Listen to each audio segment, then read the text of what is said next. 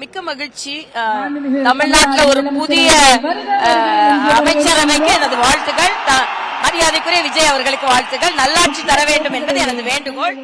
பெண்கள் பாதுகாப்பு, இளைஞர்கள் முன்னேற்றம், எல்லா அடிப்படை மருத்துவ வசதி இதுல எல்லாம் கவனம் செலுத்த வேண்டும் என்று கேட்டுக்கொள்கிறேன்.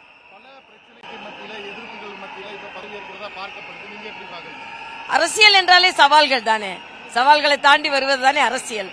அதனால எல்லா சவால்களையும் தாண்டி வந்திருக்கிறார்கள். நிச்சயமாக பல சவால்களை தாண்டும் பொழுது அதற்கான துணிச்சலும் வரும் என்பது எனது கருத்து.